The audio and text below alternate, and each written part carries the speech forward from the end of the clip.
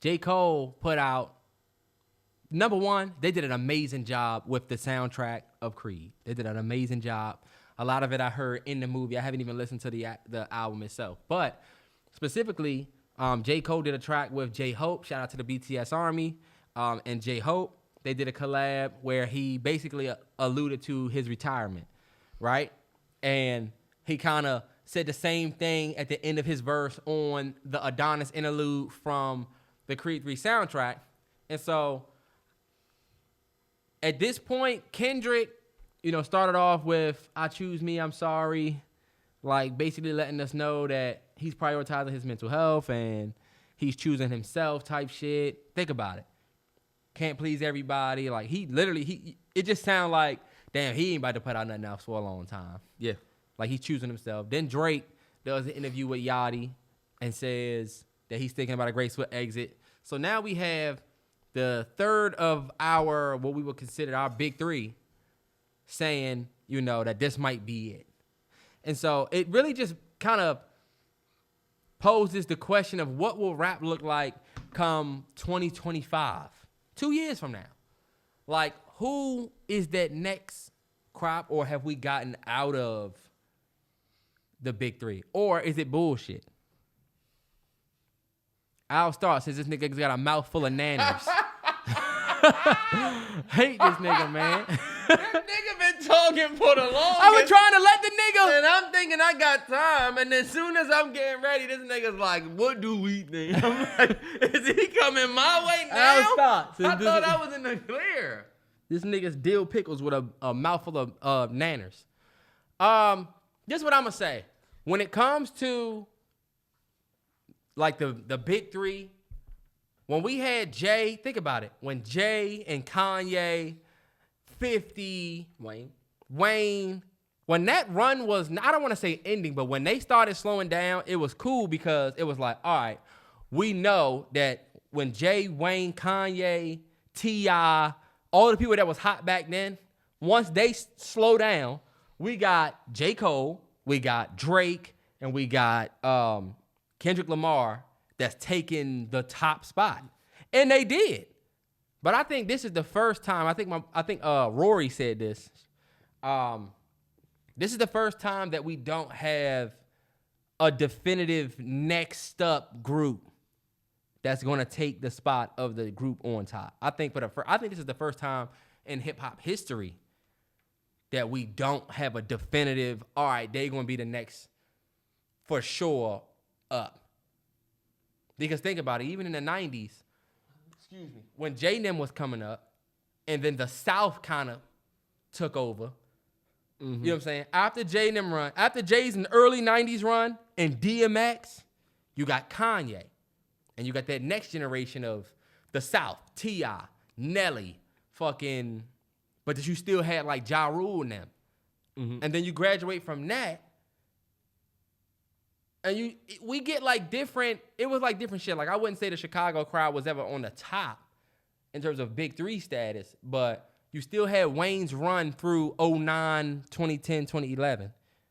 Okay. But then after that, right at the height of Wayne's Millie shit, you have this Young Money thing where we get introduced to Nicki Minaj, J. Cole, Drake, you know what I'm saying? And Kendrick. So to me, it is the first time since their run that it's like, damn, who's it going to be for real? I don't think that there has to be a big three. Not saying that you think this, but I don't think that there always has to be a big three or a group that's going to take the rap game to the next level. The only reason why I say that is because low-key, every generation of this shit has just been pushing people away from it seemed like. Like, did you see the video of that dude, Lil Tyler? He's only like 15, and he was like, my advice for these youngins out here would be he said something like following your dream, but he also was like, you know what? Let me play it for you, Terrell, because I got it in my my bookmarks. Because I said, you know what? I actually wanted to play this joint for the podcast. And this goes hand in hand in what we're talking about right now. What would be your advice to kids then? Whatever you think you can do, just try that bit, man. You're gonna be able to do it. You can do anything. I ain't gonna lie. Everybody don't gotta be no rapper. Like, rapper ain't even all that for real. How everybody thinking like big money, man. That's the only way you can get big money type shit. Yeah. There's more ways. Like, So Get in my way.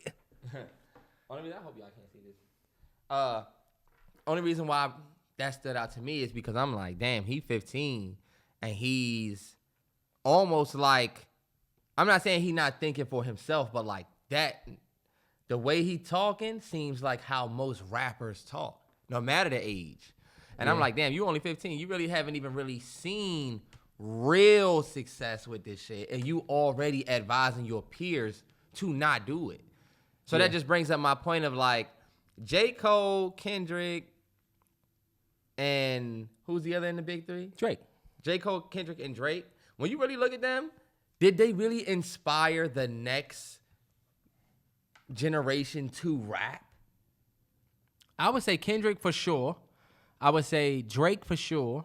And I would say J. Cole for sure. I think they all have their little mini-me's. The only reason why I say that is because, not that they weren't inspiring in their career, I'm just saying, were they about pushing rap forward or were they just existing and being great?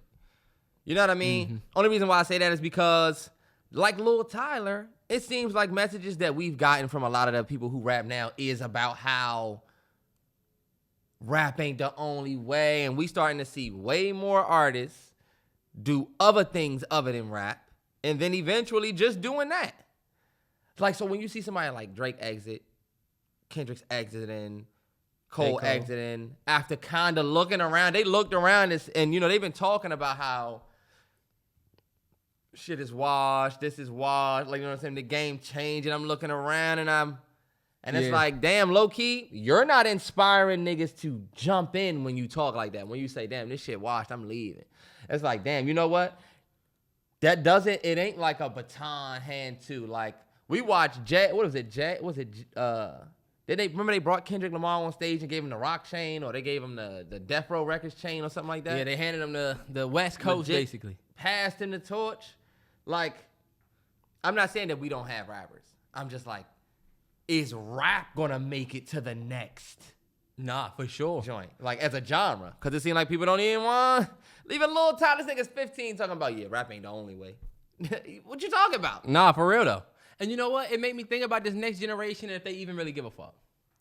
Like, we were talking about...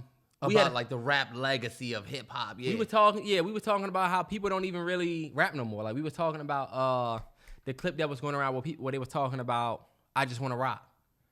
The Uzi joint, and how he really didn't even rap on that joint for real. He was saying what he had to say on that joint, but that's not what gets the new generation. And trust me, listening to these young niggas that's rapping, it's cool, but it's not. You could tell that they not like, let me get my hours in silence, whipping the Vespa off of 6 tequila. They don't give a fuck about like trying to be the best rapper. They just try and catch a vibe for the TikTok. And I think that's where the rap game is going. I feel like people just not really too worried about whipping the Vespa off a 6 tequila, head ass this nigga Big right Benjamins like the Pittsburgh Steelers. I don't think niggas is worried about that. I think people are just trying to catch a vibe. And I think if hip hop turns into this vibey thing, like, you could be the old man wanting the bars, or you could just get with it. They had to get with our shit. What do you think about the people that's saying, look, JID, YBN Corday, or just Corday, Baby Keem, people that coming up that still do try to. My only worry is that they will continue to do hip hop and not, like, look at what Yachty did. That's success.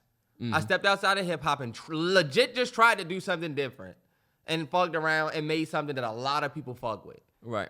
You know what I'm saying? Not taking any credit away from him, but like, do you know what that's going to do for him? Do you think after doing that, you want to go back to hip hop where niggas judge you and tell you, oh, this was mid, this was trash? Yeah. So like, if I'm another artist who makes hip hop and I see that type of success, now I want to add elements. It starts how it starts. I'm going to add certain elements. Mm-hmm. You know, I just want to go for a whole R&B, or I want to go for something different. And then it's like, damn, you know what? Everything that these artists are doing to like be different and be a different artist is cool. just there's a certain side of it where you see, damn, we leaving hip hop. Like low key, we not even really doing hip hop. We gonna look around and be like, oh shit, we not even in the same place anymore. Nah, for sure. Like Drake putting out that dance album, even though it was received the way it was received, Everybody's going opposite ways. and I was thinking about Tyler the Creator, but even Tyler the Creator, you can argue that, like the "You Be My Earthquake," that's probably what he'll do. He'll probably make more shit like that, just 100. like his last album. 100. Like So, the same you know- way that we saw hip hop kind of like trickle into like the pop community. Maybe it was like, damn, this kind of got like hip hop elements. I felt like we seen a lot of that other community now trickle into hip hop. And damn, I don't know. I don't know if the core gonna be there when you got people like J. Cole and Drake and Kendrick leaving the game. They are. I mean, it is gonna get left to. Nah, for sure. And the fact that they're doing, and you know, there's people like JID and Corday that are doing the same things, but they're not going. I don't see them doing a 250K first week type shit. Nah.